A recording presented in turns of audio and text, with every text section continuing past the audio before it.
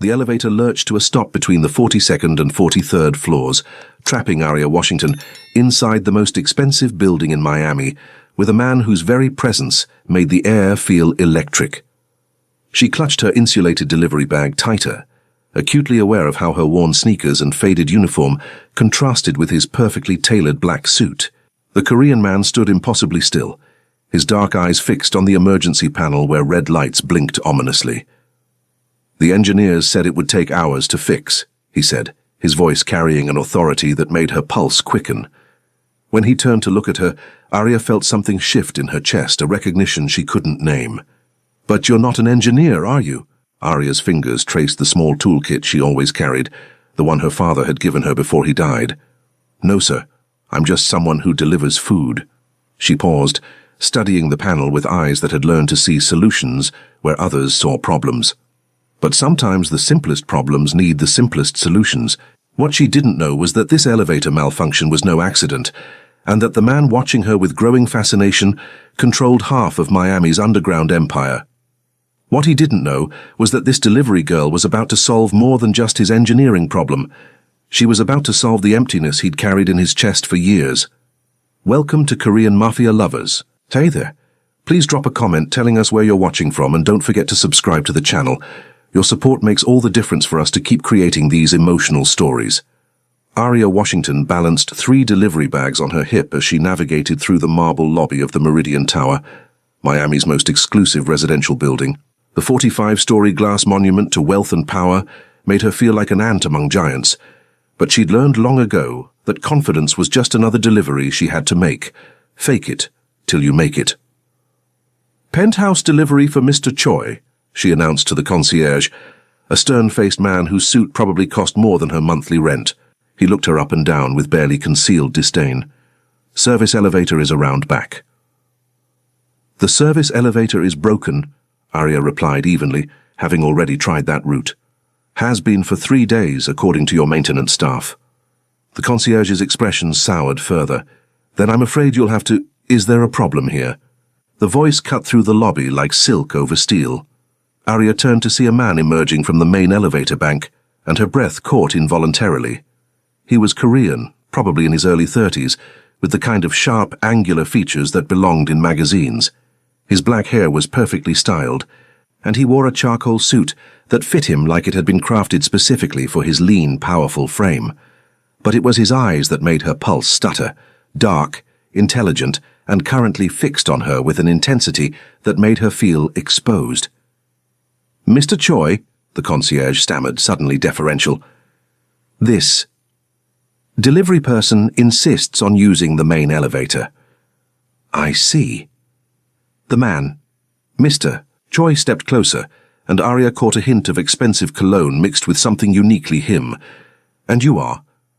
"Aria Washington, sir. I have your dinner order." She held up the bags, proud that her voice remained steady, despite the way he was looking at her. "Korean barbecue from Seoul Kitchen." Something flickered in his expression.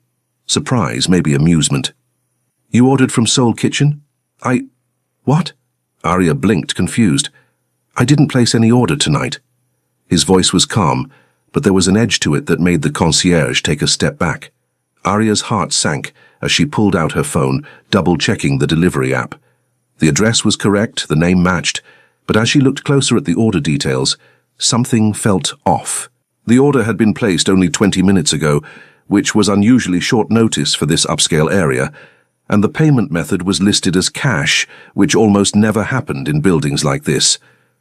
"Someone used your name and address," she said slowly, her mind racing. "But why would—" The lights in the lobby suddenly flickered, and a low rumble echoed through the building. Emergency lighting kicked in as the main power died, casting everything in an eerie red glow. "What the hell?" the concierge muttered, reaching for his radio. Mr. Choi's entire demeanor changed in an instant. His relaxed posture shifted to high alert, his hand moving instinctively to his jacket. "How many people knew you were coming here tonight?" he asked Aria, his voice sharp. Just the restaurant and whoever placed the order." Aria's delivery instincts kicked in. She'd been in enough sketchy situations to recognize when something was very wrong. But the order was weird. Cash payment, short notice, and they specifically requested the main elevator. Mr. Choi's eyes narrowed.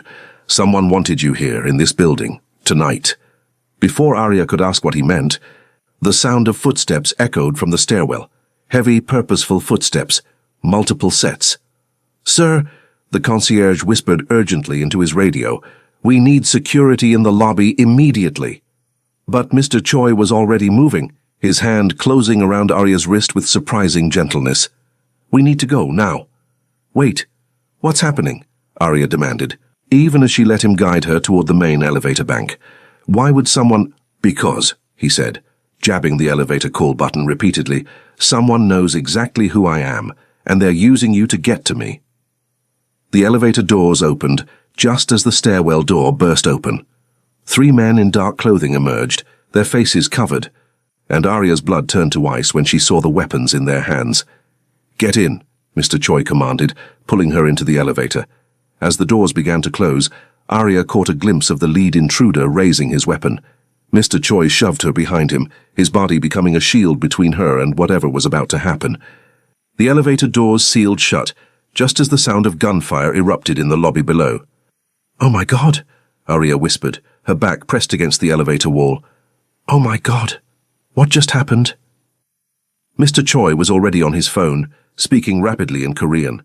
His voice was calm, controlled, but Arya could see the tension in his shoulders, the way his free hand remained near his jacket. "Who are you?" she asked when he ended the call. "And why did those men want to hurt you?" He turned to face her fully, and for a moment his carefully controlled mask slipped. She saw something raw in his expression, regret, maybe even guilt. "My name is Hae-jin Choi," he said quietly, "and I'm sorry you got caught up in this." "That doesn't answer my question." The elevator suddenly shuddered and stopped moving. The floor indicator showed they were stuck between the 42nd and 43rd floors. Hae-jin cursed under his breath in Korean, then tried the emergency call button. Nothing happened. "They cut the power to trap us," he said grimly. "This was planned." Arya stared at him, pieces of a terrifying puzzle starting to come together. "You're not just some rich businessman, are you?" His silence was answer enough. The fake delivery order, the power outage, the men with guns. Arya's voice was barely above a whisper. "Someone wanted me here as leverage against you." "I won't let anything happen to you," Hae-jin said. And the fierce protectiveness in his voice made something flutter in her chest despite their dire circumstances. "I promise you that." "Why should I trust you?" Arya asked, even though something deep inside her already did. "I don't even know what you do, who those men were, or why—" The elevator lurched violently and she stumbled forward. Hae-jin caught her instantly, his arms wrapping around her to steady her against his chest. For a moment, they were frozen like that, her hands pressed against the solid warmth of his chest, his arms encircling her protectively. "Because," he said softly, his breath warm against her ear, "you're the first person in years who's looked at me and seen just a man. Not a reputation, not a name, not what I represent. Just me." Arya pulled back to meet his eyes, and what she saw there made her heart race for entirely different reasons than fear. "Then tell me who you really are, Hae-jin Choi." "I run a business empire," Hae-jin said carefully, his arms still around her in the confined space of the stalled elevator. "Import and export primarily, but some of my competitors prefer more direct negotiation tactics." Arya studied his face, noting how he chose his words with precision. "Import and export of what exactly?" Before he could answer, her phone buzzed with a text from an unknown number. "We have the building surrounded. Send down the girl, and we'll let you live." Hae-jin read the message over her shoulder, his jaw tightening. "They're using you to force my hand." "But why me?" Arya asked, frustration bleeding into her voice. "I'm nobody. I deliver food for a living. I drive a 10-year-old Honda and live in a studio apartment in Little Haiti. What could they possibly gain from—" "You're not nobody," Hae-jin interrupted, his voice fierce. "And the fact that they chose you specifically means they've been watching me. They know." He trailed off, but Arya caught the implication. "They know what?" "That I've been ordering from Seoul Kitchen every Tuesday for the past 2 months," he admitted quietly, "always requesting the same delivery driver." Arya's eyes widened. "You've been requesting me specifically?" A flush of color appeared on his sharp cheekbones. You always smile when you hand over the food, even when I can tell you've had a long day. Even when the concierge treats you like dirt, you still smile. Do you have any idea how rare that is in my world?" Something warm unfurled in Arya's chest, but she pushed it down. "So they used your interest in me to set a trap?" "It appears so." Hai-Jin pulled out his phone again, scrolling through messages with growing tension. "My security team is en route, but they're dealing with roadblocks and traffic diversions." This was coordinated. Arya looked around the elevator, her mind shifting into problem-solving mode, a skill she'd inherited from her father, who'd been an electrician before his death 3 years ago. "How long have the engineers been trying to fix this elevator?" The building management called them 4 hours ago. "They've been working on it since then with no success." 4 hours? Arya frowned, studying the emergency panel. "For a simple power outage, that doesn't make sense." She approached the panel, noting the blinking red lights and the digital display that showed error codes she didn't recognize. But underneath the modern interface, she could see older mechanical components, the kind her father had taught her about during their weekend projects. "What are you doing?" Hai-Jin asked as she knelt down and opened the small toolkit she always carried. "Those engineers have been overthinking this," Arya said, using a small flashlight to examine the wiring behind the panel. "They're probably trying to reset the computerized systems, but look." She pointed to a loose connection near the manual override switch. "Someone deliberately disconnected this. It's not a power failure. It's sabotage." Hai-Jin crouched beside her, close enough that she could feel the warmth radiating from his body. "Can you fix it?" "Maybe. But if I do, we'll be moving again. And those men will know exactly which floor we stop on." "My penthouse has a secure room," Hai-Jin said. "Reinforced steel, independent communication systems, if we can get there." Arya's hands worked steadily as she spoke, reconnecting wires and bypassing the damaged circuits. What kind of businessman needs a panic room? The kind who has enemies. And what kind of enemies carry military-grade weapons and coordinate building takeovers? Hai-Jin was quiet for a long moment. "The kind you make when you refuse to let them control your territory." Territory. The word hung in the air between them, loaded with implications that made Arya's pulse quicken.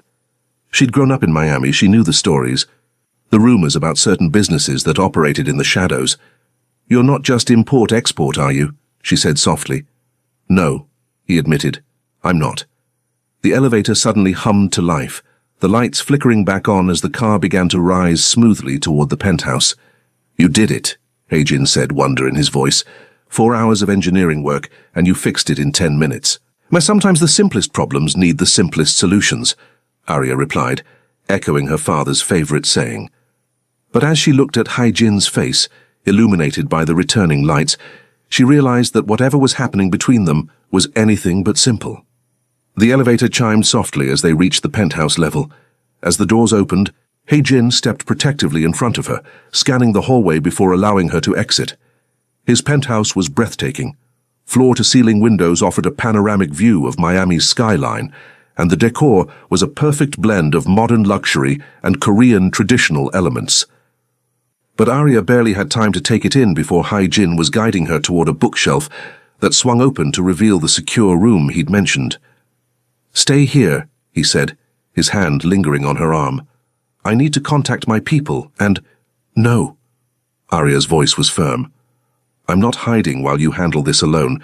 Those men used me to get to you, which means I'm already involved whether I like it or not." "Arya, you don't understand the kind of danger." "Then explain it to me," she challenged. "Stop treating me like I'm fragile. I've been taking care of myself since I was 18. I work 3 jobs to support my younger brother's college tuition. I've delivered food to drug dealers and gang members and corrupt politicians, and I've never once backed down from a challenge." Hai-Jin stared at her for a long moment, something shifting in his expression. "You're not what I expected." "What did you expect?" "Someone who would run. Someone who would blame me for putting them in danger and demand to be taken somewhere safe." Arya stepped closer to him, close enough to see the flecks of gold in his dark eyes. "I'm not running anywhere. Not until I understand what's happening and why someone thought they could use me as a pawn in whatever game this is." "It's not a game," Hai-Jin said quietly. "It's war, and the stakes are higher than you can imagine." Before Arya could respond, The sound of shattering glass echoed from the main living area. They weren't alone in the penthouse anymore. Heijin moved with fluid precision, drawing a sleek black pistol from his shoulder holster as he positioned himself between Arya and the sounds of intrusion. His transformation was complete. Gone was the polite businessman, replaced by someone who clearly knew how to handle violence. "How many?"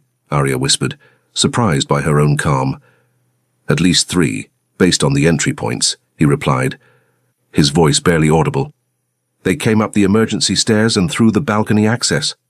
There's a balcony access 43 floors up. When you have the resources, anything is possible." Heijin's eyes never left the doorway as he spoke into a wireless earpiece she hadn't noticed before. "Alpha Team, I need immediate extraction. Penthouse is compromised." The response crackled back in Korean, and Arya watched his expression darken. "What did they say?" she asked. "My security team is pinned down in the parking garage. We're on our own for at least 20 minutes. 20 minutes. Arya's mind raced, thinking about the building's layout, the service corridors she'd navigated during her deliveries, the maintenance areas most people never saw. "I know another way out," she said suddenly. Heijin glanced at her sharply. "What?" "The building's HVAC system.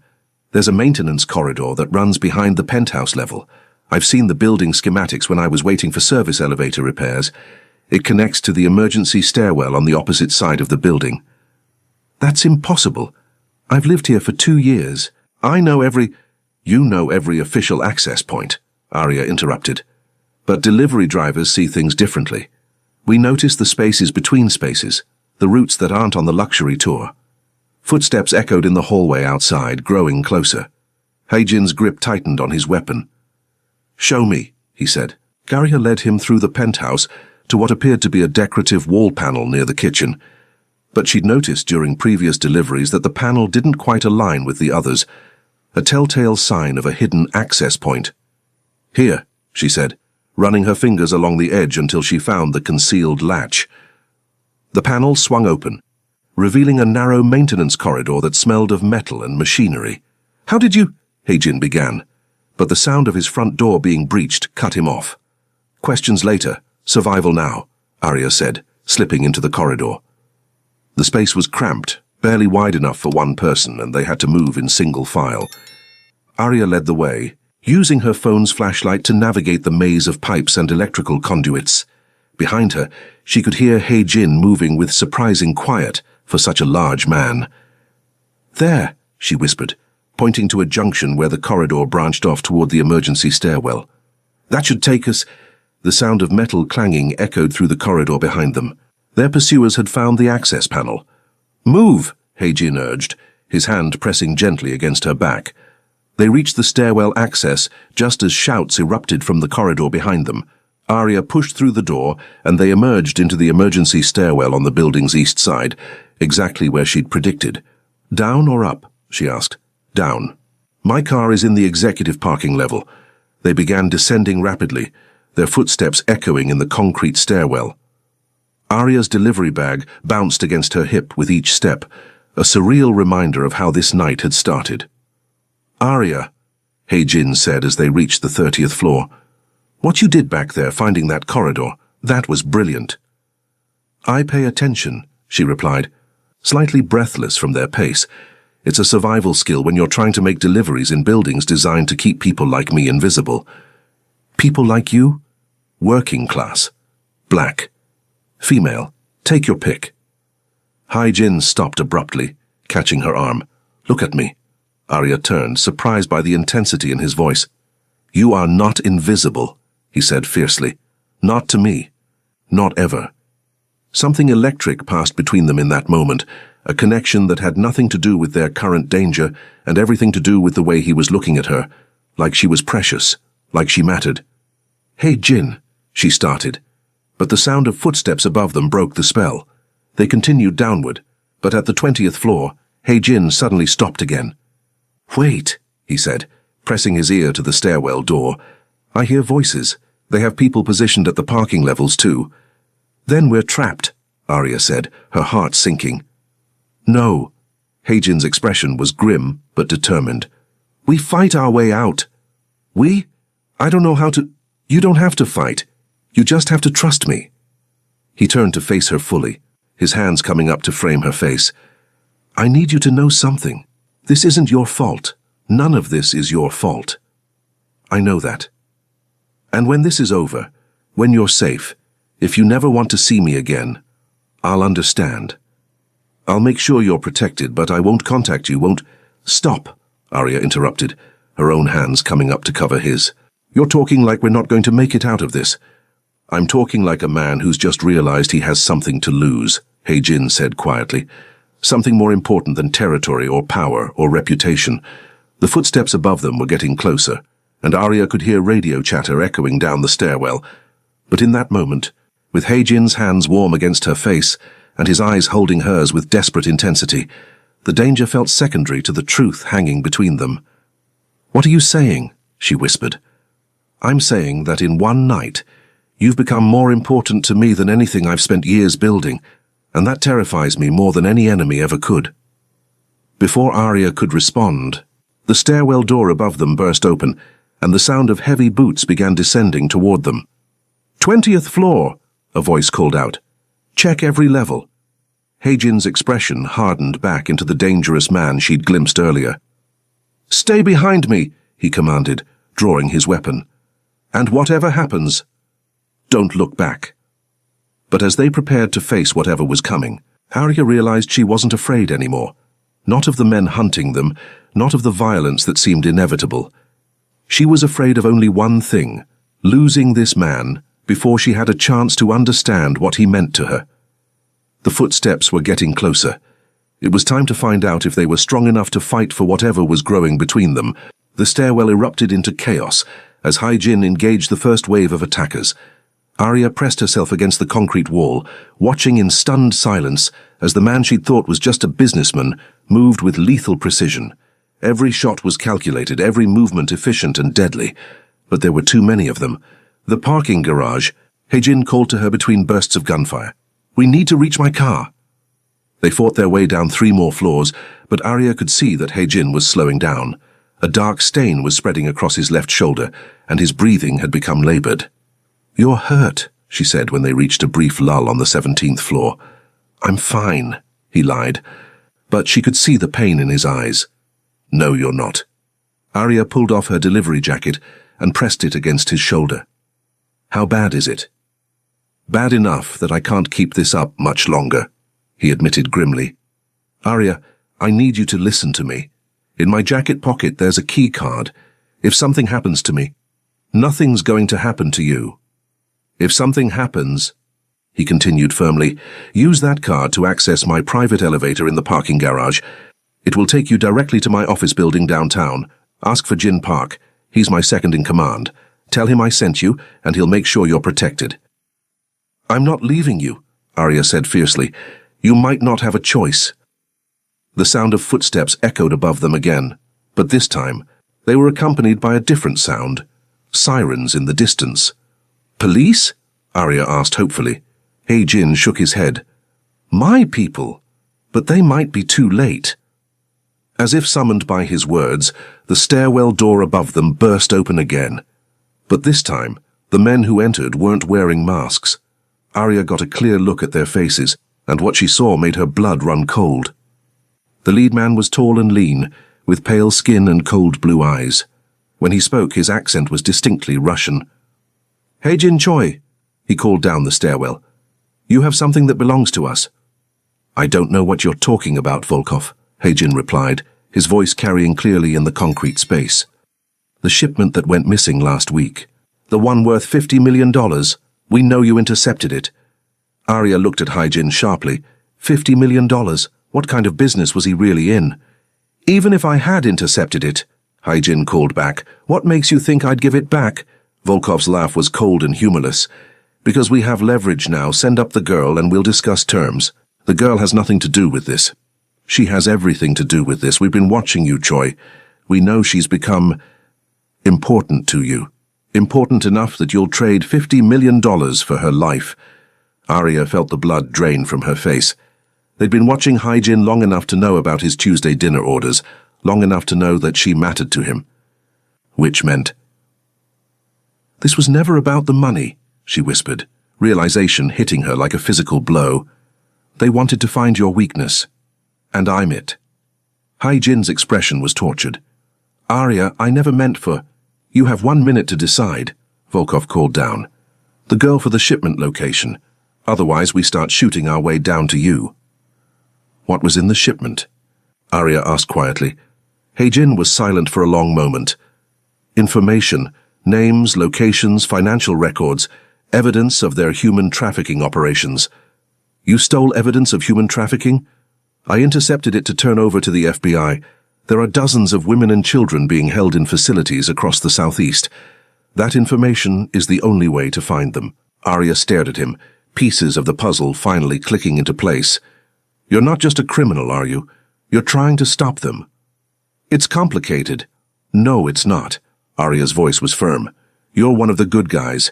Maybe you operate outside the law, maybe your methods aren't conventional, but you're trying to save people. 30 seconds, Volkov called. Arya looked up the stairwell, then back at Hai-Jin. Where is the information hidden? Arya, no, I won't trade innocent lives for yours, no matter how much you mean to me. I'm not asking you to trade anything. She pulled out her phone, quickly typing a message. I'm asking you to trust me. What are you doing? Something my father taught me. Sometimes the best way to solve a problem is to change the rules of the game entirely. She hit send on her message, then called up the stairwell. Mr. Volkov, I'm coming up, but I want to make a deal. Arya, no. Hai-Jin grabbed her arm, but she gently pulled away. Trust me, she said again. Please. Against every instinct screaming at him to stop her, Hai-Jin watched as Arya began walking up the stairs, her hands visible and empty. I'm not armed, she called to Volkov, and I'm not trying to escape. I just want to talk. She reached the landing where Volkov and his men were waiting. Up close, the Russian was even more intimidating, but Arya forced herself to meet his cold gaze. You want to trade me for information about your trafficking operations, she said calmly. That's right. But here's the thing. I just sent a text message to my contact at the Miami Herald. In exactly 10 minutes, if I don't send a follow-up message, they're going to publish a story about the Korean businessman who's been helping the FBI track down human trafficking rings, complete with photos of this building and descriptions of tonight's events. Volkov's expression darkened. You're bluffing. Am I? Check the news feeds in 10 minutes and find out. Arya's voice was steady, but her heart was pounding. Or you could cut your losses and disappear before every law enforcement agency in South Florida converges on this location. You think you're clever. Little girl. I think I'm someone who pays attention, and I've been paying attention to you, Mr. Volkov. I know you're not just some random criminal. You're FSB, aren't you? Former Russian intelligence, which means you understand the value of strategic retreat when an operation is compromised. For a moment, the stairwell was silent, except for the sound of sirens growing closer outside. Then Volkov smiled, a cold, predatory expression that made Arya's skin crawl. Very clever indeed, but you've made one critical error. What's that? You assumed I need you alive to hurt him. The gunshot echoed through the stairwell like thunder, and Arya felt a burning pain tear through her side as she collapsed to the concrete floor. From below, Hai-Jin's roar of rage and anguish filled the air, followed by the sound of running footsteps as he charged up the stairs toward them. But as darkness crept in around the edges of Arya's vision, she could hear something else, the sound of multiple vehicles screeching to a halt outside the building, and voices shouting commands in English and Korean. Her gamble had worked. Help was coming.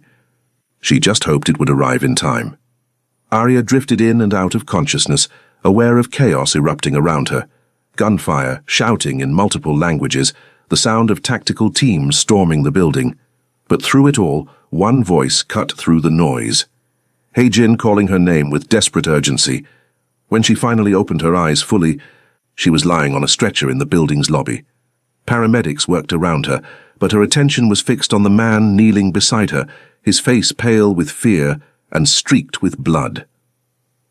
You're alive, he whispered, his hand finding hers. So are you, she managed, her voice hoarse. Volkov, dead, along with most of his men. Hai-Jin's expression was grim. My security team arrived just after you were shot. The FBI was right behind them. The information, the trafficking victims, safe, all of it, because of what you did up there. He squeezed her hand gently. You saved them, Arya. Dozens of innocent people are going to go home to their families because you were brave enough to change the rules. A woman in a FBI jacket approached them, her expression professional but not unkind. Ms. Washington, I'm Agent Sarah Chen. We need to ask you some questions when you're feeling up to it. She needs medical attention first, Hae-jin said firmly. Of course, but I wanted her to know. What she did tonight, sending that message to the press, it forced Volkov's hand and allowed us to move in. She's a hero. Arya tried to sit up, wincing at the pain in her side. I'm not a hero. I'm just someone who delivers food and knows how to fix things. You fixed more than you know, Agent Chen said.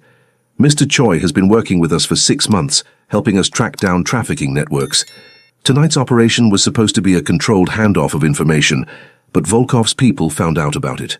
Arya looked at Hae-jin with new understanding. You're an informant. More than that, Agent Chen continued. He's been using his business connections to gather intelligence on criminal organizations throughout the Southeast. It's dangerous work, and tonight proves just how dangerous. Which is why this has to end, Hae-jin said quietly, his eyes never leaving Arya's face. I can't keep putting people I care about at risk. Actually, Agent Chen interjected, we were hoping you'd consider continuing the partnership. With Volkov's network dismantled, there are other organizations we need to investigate. Your unique position in Miami's underground economy makes you invaluable. No, Hae-jin said firmly. I'm done. But the work you're doing, Agent Chen began. I will continue, Hae-jin interrupted. But not by me. I'm transferring my legitimate business operations to my second-in-command and retiring from anything that could put innocent people in danger. Arya studied his face, seeing the finality in his expression. You're really walking away from everything? Not everything. His thumb traced across her knuckles. I'm walking toward something more important. The paramedic cleared his throat. We need to get her to the hospital now.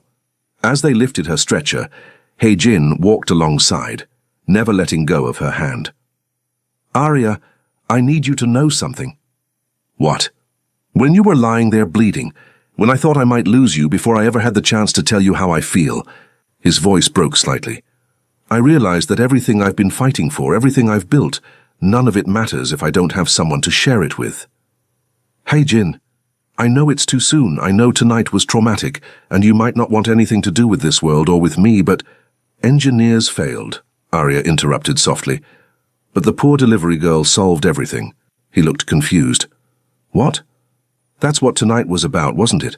All those experts, all that technology, all those resources, and in the end, it was just a girl with a toolkit and the willingness to see solutions where others saw problems. You're much more than just a girl with a toolkit. I know. Just like you're much more than just a dangerous businessman. Arya squeezed his hand as they reached the ambulance. You're someone who risks everything to save people. Someone who sees a delivery driver as more than just invisible help. Someone who makes me feel like I matter. You do matter, more than you could possibly know. As the paramedics loaded her into the ambulance, Arya made a decision that surprised even her. When I get out of the hospital, we're going to have a proper conversation about what you do, about what I do, about what we might do together. Together? You said it yourself. You need someone to share your life with, and I've spent 3 years taking care of everyone else. Maybe it's time I let someone take care of me, too. Hae-jin's smile was radiant, transforming his entire face. I love you, Arya Washington. I love you too, Hae-jin Choi. Now get in this ambulance before I change my mind about dating a reformed criminal. As the ambulance pulled away from the Meridian Tower, Arya reflected on how dramatically her life had changed in a single night. She'd started the evening as a delivery driver, just trying to make ends meet. She was ending it as a woman in love with a man who'd shown her that sometimes the most broken things could be fixed with the right tools and the courage to try. And sometimes the person doing the fixing ended up being fixed in return. Years later, Arya stood in the kitchen of their waterfront home in Coral Gables, preparing lunch for the staff of the Choi Foundation, the non-profit organization she and Hae-jin had built together to combat human trafficking and support survivors. The foundation operated from a gleaming office building downtown, but their real work happened in safe houses, counseling centers, and legal aid clinics throughout South Florida. Hae-jin's business connections had proven invaluable in the legitimate world, and Arya's problem-solving skills had made her a natural at developing innovative support programs. The Seoul Kitchen delivery is here, Heijin called from the front door, and Arya smiled at the familiar joke. They still ordered from the restaurant every Tuesday, but now it was delivered to their home office where they worked side by side. Tell them to put it in the conference room, she called back. The survivor advocacy meeting starts in 20 minutes. She heard footsteps approaching and turned to find Heijin watching her with the same intense gaze that had captivated her that first night in the elevator. Some things never changed. What? She asked, wiping her hands on a dish towel. Just thinking about how different our lives are now. Different how? 3 years ago I was a man with everything and nothing. Power, money, respect, but no real purpose beyond survival. No one who knew the real me. Arya moved closer to him, straightening his tie, a gesture that had become second nature. And now I wake up every morning next to the woman who saved my life in more ways than one. I spend my days working to save others instead of just protecting myself. And tonight, I get to go to sleep, knowing that tomorrow will be even better, because you'll be there. Very smooth, Mr. Choi, but you're forgetting something. What's that, Mrs. Choi? Arya's smile was radiant as she held up her left hand, where a simple platinum band caught the afternoon sunlight. You also get to wake up every morning married to the woman who loves you more than she ever thought possible. Best delivery I ever received, Heijin murmured, pulling her into his arms. And the only one you'll ever need, Arya replied just before he kissed her. Outside their window, Miami's skyline stretched toward the horizon, full of possibilities and new beginnings. And in their kitchen, surrounded by the evidence of the life they'd built together, two people who had found love in the most unexpected circumstances continued to prove that sometimes the best solutions come from the most unlikely sources. After all, engineers had failed, but the delivery girl had solved everything, including the problem of two lonely hearts that had been waiting their whole lives to find each other.